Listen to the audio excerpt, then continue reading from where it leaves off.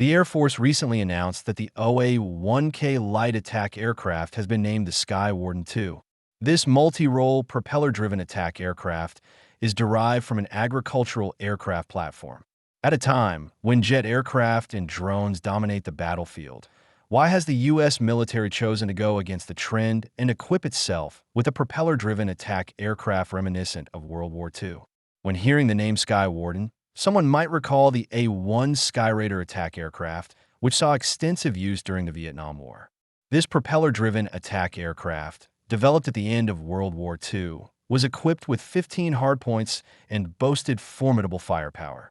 Even during the jet-dominated Vietnam War, the A-1 Skyraider performed admirably, undertaking numerous ground support and battlefield patrol missions. By naming the OA-1K the Sky Warden II, the U.S. military is clearly paying homage to the classic A-1 Skyraider, hoping that the OA-1K will excel in future low-altitude battlefields, just as its predecessor did.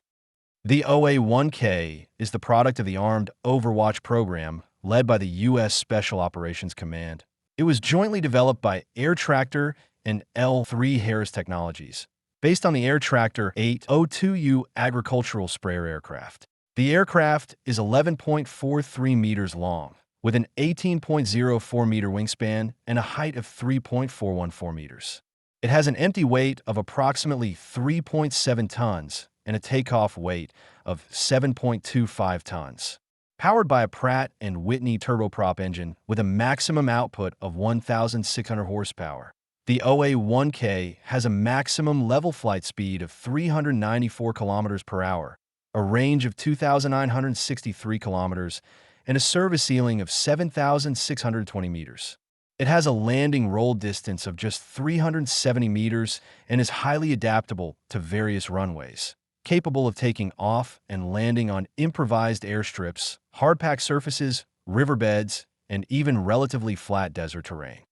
Similar to the A-1 Skyraider, the OA-1K features a large number of hardpoints and possesses strong strike capabilities. It has 8 underwing hardpoints, which can further increase weapon load capacity through multi-rack configurations. Additionally, there are 2 hardpoints under the fuselage capable of carrying 454 kilograms weapons.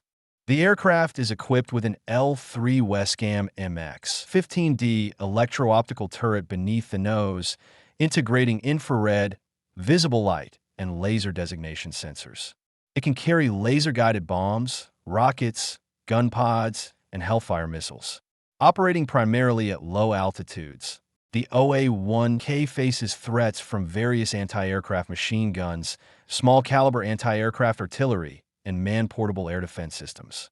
As a result, it places significant emphasis on armor protection. The Air Force has equipped the OA-1K with lightweight composite armor, and its engine compartment and cockpit windshield are made of bulletproof glass. The cockpit features a steel tube frame structure, while the fuel tanks and pipelines are designed with self-sealing capabilities. These protective measures greatly enhance the aircraft's survivability on the battlefield. The OA-1K is also equipped with modern cockpit and electronic systems, including a multi-screen instrument display, helmet-mounted night vision and targeting systems, radar warning receivers, chaff/infrared countermeasures, and a multi-band tactical radio communication system. As a product of the counterterrorism era, the OA-1K light attack aircraft is designed for missions such as counterterrorism operations, close air support, precision strikes, and armed intelligence, surveillance, and reconnaissance. The Air Force originally planned to purchase 75 OA-1K, but has since reduced the order to 62 aircraft. The first 6 units are expected to achieve initial operational capability in fiscal year 2026, with full operational capability anticipated by 2029.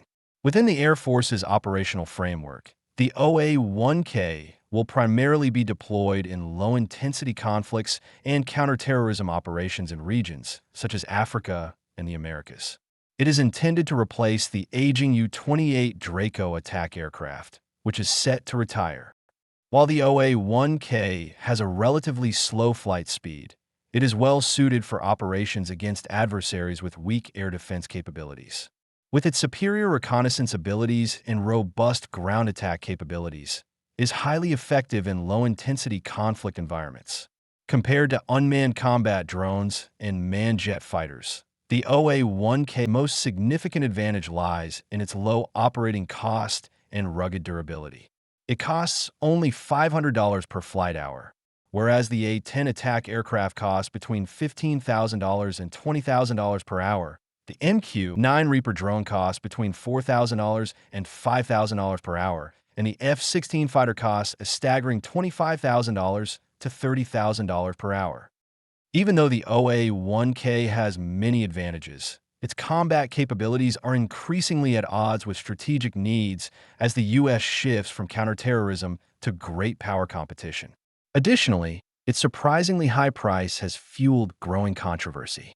The Special Operations Command's request for 75 aircraft came with a hefty price tag of $3 billion, averaging $40 million per unit, comparable to some jet fighters.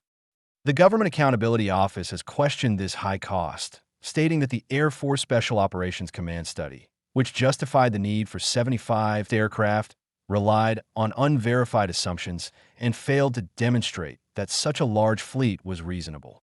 The Sky Warden's return to the past as a propeller-driven attack aircraft reminds me of the early 21st century concept of the counterinsurgency aircraft. This type of aircraft was designed primarily for ground fire support and aerial anti-helicopter operations. It featured short takeoff and landing capabilities, exceptional low-altitude and ultra-low-altitude flight performance, and was suitable for frontline deployment as a tactical aircraft. Typically lightweight or even ultra-lightweight, counterinsurgency aircraft operated mainly at low or ultra-low altitudes, similar to attack aircraft, and performed direct ground fire support, suppression, search, and reconnaissance missions. Due to their higher speed and superior maneuverability, they could also engage helicopters in low-altitude dogfights, securing control over low-altitude and ultra-low-altitude airspace. Because of their specific characteristics, counterinsurgency aircraft were never intended to become main combat assets for air forces, nor could they be used for air superiority missions. Their relatively low speed meant they could operate alongside armed helicopters or conduct independent missions, with their operational domain mainly confined to low altitudes. The primary advantages of counterinsurgency aircraft included strong low-altitude performance, low acquisition and operational costs, and excellent frontline takeoff and landing capabilities. In the early 21st century, with the rise of counterterrorism warfare, the counterinsurgency aircraft concept gained attention from countries like the U.S., as insurgent forces often lacked strong air defense capabilities.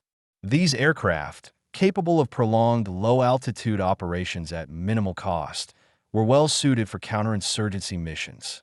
Many case studies have shown that using low-end air power for counterinsurgency and guerrilla warfare is not only effective but also cost-efficient, requiring less pilot training than jet aircraft. Driven by operational demand, countries like the U.S., South Africa, Brazil, and South Korea began developing such aircraft, often modifying them from basic trainer aircraft.